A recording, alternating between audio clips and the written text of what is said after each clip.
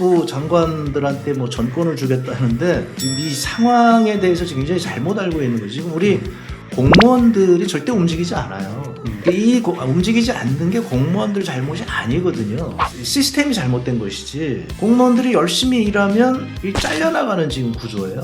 제 얘기는 만약에 우리가 2003년도에 서울대학에 4천억 원을 줬으면 나는 그래도 6조 원은 됐을 거라는 거예요. 그래서 지금 서울대학 자회사가 그러면 매출액이 얼마냐 그랬더니 300억쯤 됩니다. 저기 12조 원인데 지금 300억 하고 있고.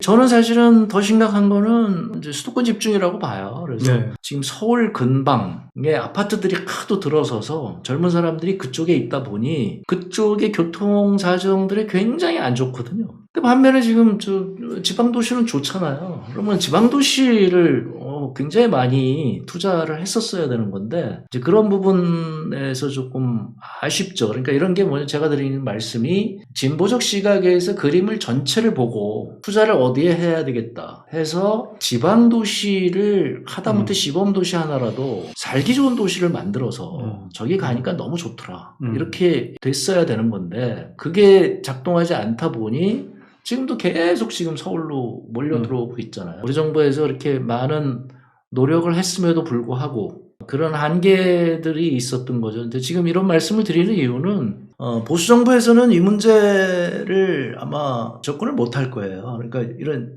왜 접근을 못한다고 생각하시는데? 문제의식을 갖고 있지 않으니까. 그러니까 문제의식을 갖고 있지 않고 자꾸 지금 정부의 역할이 굉장히 많은데 자꾸 작은 정부 얘기하잖아요. 지금 뭐 청와대도 줄이겠다고 해서 지금 굉장히 줄여놓은 상황이잖아요. 그리고서는 지금 뭐 각부 장관들한테 뭐 전권을 주겠다는데 그거는 지금 이 상황에 대해서 지금 굉장히 잘못 알고 있는 거죠. 지금 우리 공무원들이 절대 움직이지 않아요. 이 움직이지 않는 게 공무원들 잘못이 아니거든요. 제가 항상 말씀드리는 게 이게 시스템이 잘못된 것이지 공무원들이 열심히 일하면 잘려나가는 지금 구조예요. 현장에 가서 굉장히 열심히 일하려고 하는 공무원이 있으면요. 다른 사람들 일 안 하는데 혼자 열심히 하잖아요. 그럼 막 투서가 들어가요. 아니 뭐 장관 역임하시면서 직접 겪은 뭐 사례 같은 게 있으세요? 아니 거기 그렇죠. 네. 제가 가서 보니까 네. 그러니까 열심히 일을 하잖아요. 그러다가 그러면 이제 우리 규정이 이게 회색지대가 있어요. 열심히 일을 하다 보면 어떤 일을 하다 보면 이게 좀 회색지대가 있는데 그럼 이 회색지대를 바꾸려면 법을 바꿔야 된다. 그럼 법을 바꾸려면 또 1년 걸려요. 한참 걸리죠. 그럼 네. 1년 뭐 한 2, 3년 걸린단 말이에요.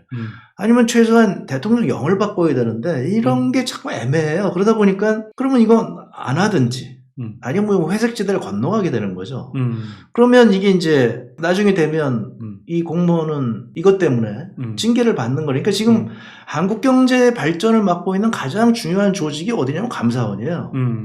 징계 위주의 감사를 한다. 그렇죠. 성과 평가가. 네네. 네. 그러니까 제가 이제 그 얘기를 한 적이 있어요. 그래서 문재인 대통령께서 이제 적극 행정을 엄청나게 강조를 하셨어요. 그래가지고 그냥 국무회의 할 때마다 하여튼 몇 번을 얘기하셨는지 몰라요. 근데 안 되거든요. 그래서 제가 이제 참다 못해서 죄송한 말씀을 드렸죠. 이건 지금 대통령님이 중요하신 게 아니라 감사원이 중요한 거다. 감사원의 시스템을 바꾸지 않으면 적극 행정은 안 됩니다.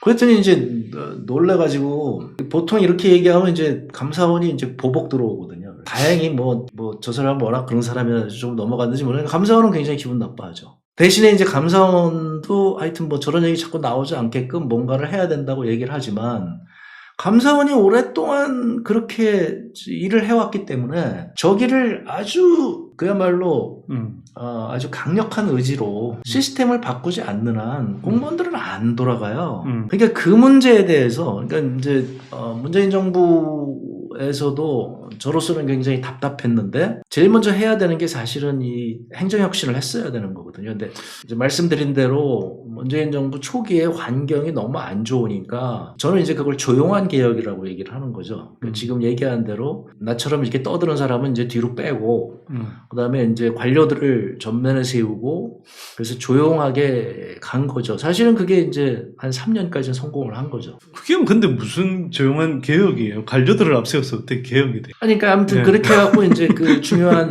몇 가지 이제 그런 걸 하고 네. 그랬는데 사실상은 굉장히 중요한 게 그 이제 관료 개혁이 굉장히 중요한데 그래서 예를 들면 이런 거예요. 인공지능 시대잖아요. 네. 근데 그러면서 지금 뭐 안철수 인수위원장이 뭐 그걸 알고 계시는지 모르겠는데 제가 보기에는 좀 엉뚱한 얘기하고 계시는 것 같은데 지금 뭐 그 전자정부 얘기한다. 이게 전자정부가 한국에 굉장히 앞서가 있는 건 맞죠. 그렇죠. 그런데 데이터로 넘어가게 되면 한국이 뒤처져 있거든요.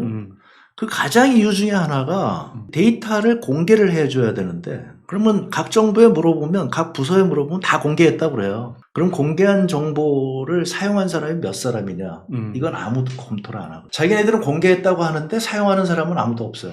전혀 유저 프렌들리 하지 않죠. 하지 않죠. 그러니까 네.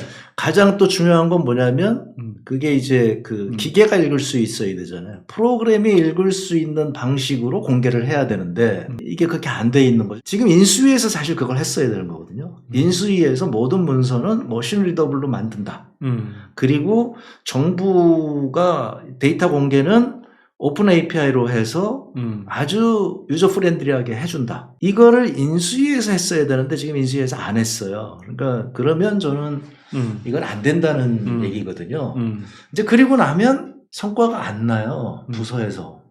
그럼 이제 위에서 이제 화가 나기 시작하죠. 니네한테 전권을 다 줬는데 왜 니네 성과가 안 나냐? 그래서 제가 걱정하는 거는 지금 뭐 작은 정부라고 해서 저렇게 해놓고 뭐 이제 청와대 줄여놓고 그 다음에 또 이제 각 부서한테도 저렇게 해놓고 그랬는데 그러면 각 부서에서 어떻게 지금 안 되기 때문에 그 명령형으로 할 수밖에 없어요. 그럼 이제 사고가 여기저기서 터지죠. 그러니까 명령형으로 하게 되면 공무원들 안 움직이거든요. 그럼 뭐 문제는 그 현장에 있는 사람들이 문제를 파악할 수 있잖아요. 이제 자꾸 명령을 하니까 그러면 명령 내리는 분이 문제 파악하세요. 이렇게 이제 나자빠지게 되는 거죠.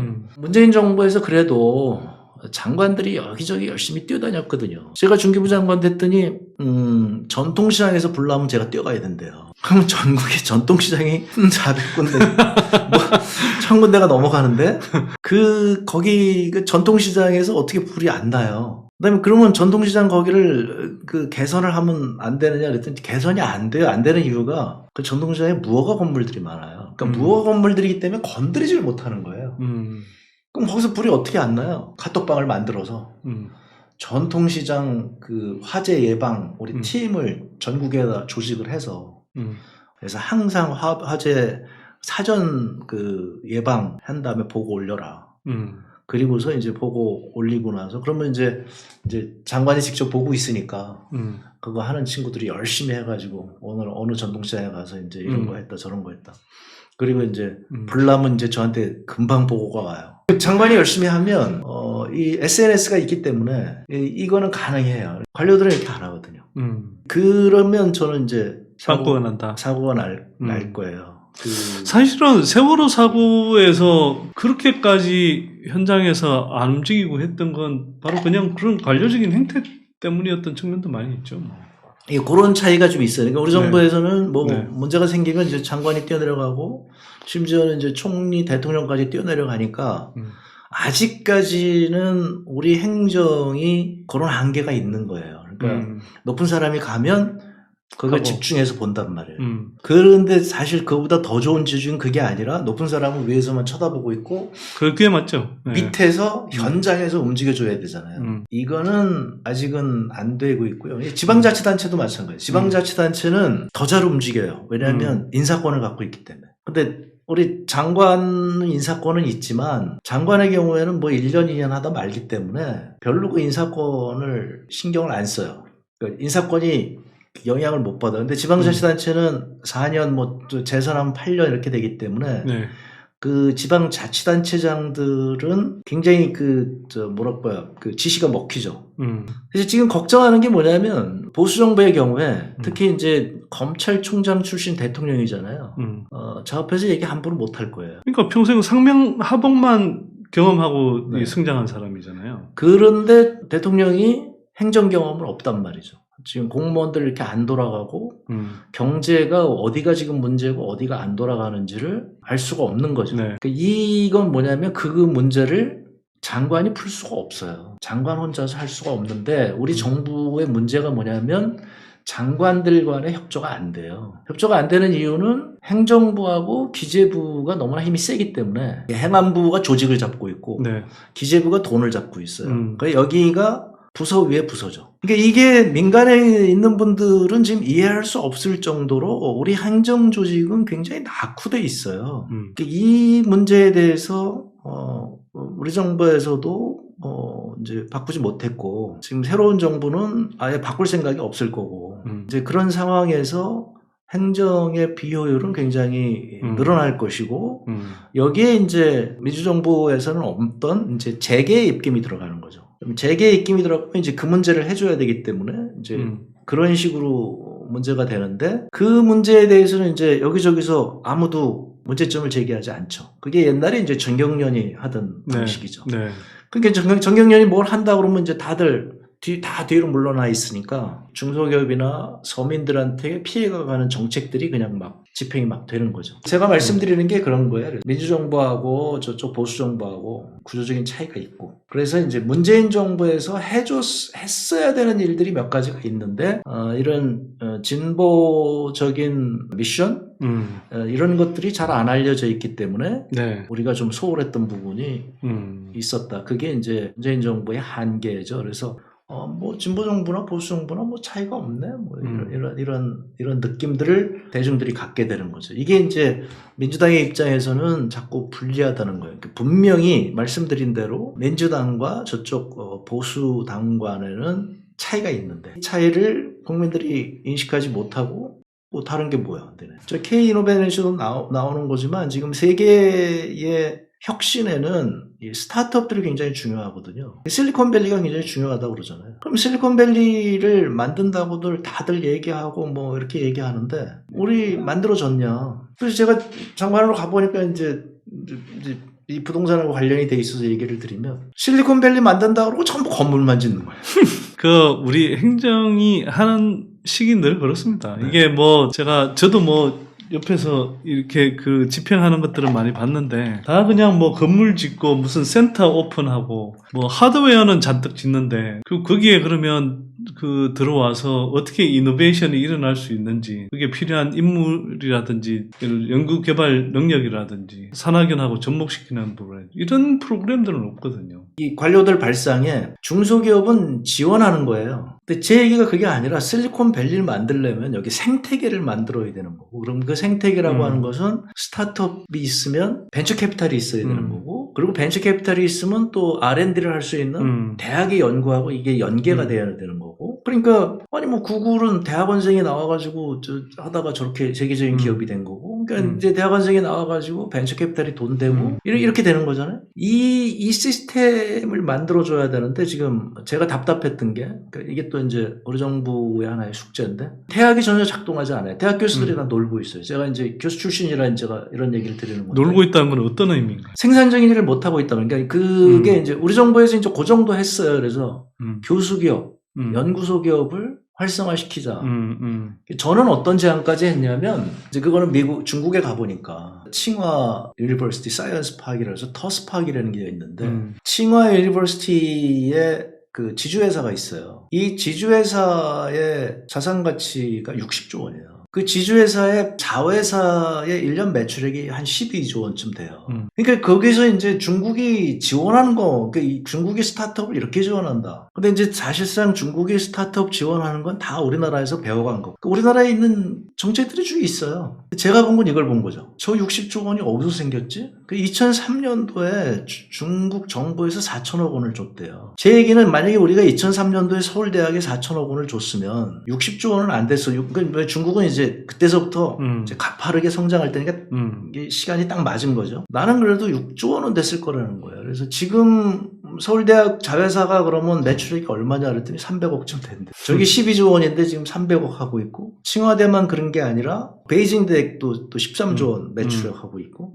지금 우리 대학들은 아무도 매출액을 안 하고 있죠. 그러니까 대학 교수들이 돈 맛을 봐가지고 밤을 새고 연구소에서 일을 해야 되는데, 대학 교수들이 맨날 저기 정부 돈 받으려고 지원서 작성하고 있단 말이에요. 그러니까 그 정부 R&D 자금이 커져가지고 그 돈은 받는데 이 R&D 자금이 성과가 없어요. 그러니까 여기가 이만큼 지금 비어 있는 거죠. 그래서 제가 이제 그 얘기해가지고 저는 답답해서 제가 나오기 전에 2019년도에 그런 제안까지 했죠. 우리 매년 1조 원씩 대학에다 좀 투자를 합시다. 그래서 매칭 펀드 방식으로 정부가 1,000억 내고, 그럼 대학이 1,000억 내서 2,000억씩 매년 1조 원이면 10개 대학에 2,000억의 펀드가 만들어진다.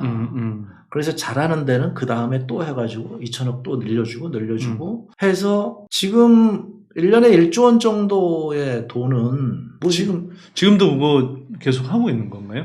아니, 지금 그걸 안 하는 거죠. 저는 이게 중요하다고 이거 하자고 그랬는데 그때 내가 그거 1조 원 하자고 그랬더니 기재부에서 그런 거는 들어본 적이 없다고. 그래서 이게 뭔 소리냐 그래갖고 제가 아우성 막 해가지고 싫은 소리 막 했더니 나중에 이제 1,000억, 그것도 1,000억도 이제 몇 년에 나눠가지고 1,000억. 나는 1년에 1조 원 얘기했는데 이제 몇 년에 나눠서 1,000억 하는데 제가 나온 다음에 뭐 물어보니까 아마 흐지부지 된 것 같아요. 그러니까 기재부가 이제 또 공수표 날리지 않았나 모르겠어요. 저 그다음에 확인 안 해봐서 그런데 이게 지금 이런 게 지금 우리가 부족한 거죠. 한국 경제 성장의 가장 큰 원동력이 바로 이 고급 인력인데 고급 인력들이 놀고 있으니까. 근데 그래도 벤처 캐피탈 쪽에서는 상당한 성과가 있어서 그 스타트업들이 많이 그 상장했고, 그다음에 지금 모태펀드 비중이 1년에 지금 한 4, 5조 정도로 다 늘어났고,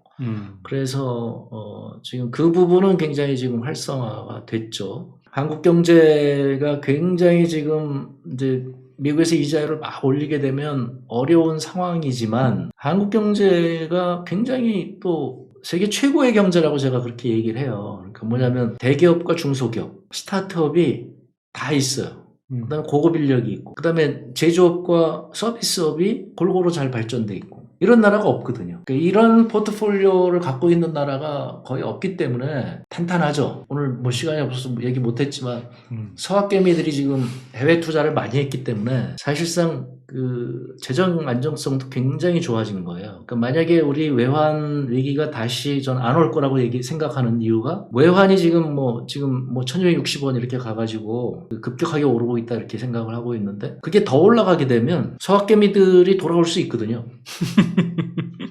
그러니까 지금 우리 해외 순자산 규모가 급격하게 늘었어요. 그러니까 이거는 박근혜 정부 때서부터 늘기 시작해서 지금 문재인 정부 들어서 아주 급격하게 늘어서 해외 순자산 규모가 지금 엄청나게 크기 때문에 환율이 떨어지면 떨어질수록 해외 자산의 규모는 점점 더 커지는 거죠. 달러로 표시되는.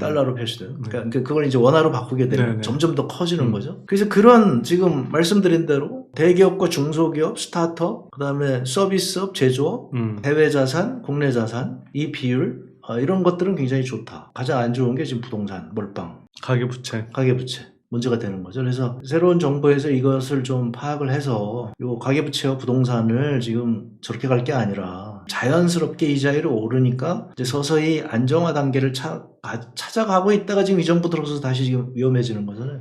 그러니까 그거를 안정화 단계로 그거를 잘 유지만 하면 다른 데가 이게 튼튼하고 있기 때문에 한국 경제는 또 다른 이제 기회가 올 수가 있을 것 같은데, 지금 문제는 대기업들이 너무 관료화가 돼가지고요. 대기업에서 저 K-이노베이션 저 책을 사다가 열심히 공부를 해야 되는데 관심들이 없어요. 그러니까 이 지금 옛날 관성대로 돼서 세상이 어떻게 바뀐지를 모르는 거야. 지금 보수 정부가 들어서서 정부도 더 폐쇄적이 되고 대기업들도 더 폐쇄적이 되고 안 좋은 것들이 증폭될 것이다. 자, 뭐 오늘 장시간 말씀을 해주셨는데 사실은 이야기를 더 듣고 싶은 내용이 많은데 벌써 뭐 방송 시작한 지 1시간 반이 넘어갔어요. 네. 아쉽지만 하여튼 여기서 좀 마무리하고 교수님 이야기는 나중에 다시 한번 모셔서 이야기를 들어야 될 것 같습니다. 오늘 이야기를 사실은 조금 듣다가 이제 막 한참 올라오시려고 하는데 시간 문제로 조금 줄여야 돼서 좀 많이 아쉽습니다. 하여튼 뭐 오늘 세계 경제 이야기부터 해서 문재인 정부에서 아쉬웠던 거, 또 윤석열 정부가 마주하고 있는 이게 과제, 그리고 큰 틀에서 한국 경제가 지금 해결해야 될 문제들, 그리고 혁신을 어떻게 할 건지 이런 이야기들을 종합적으로 해주셨네요.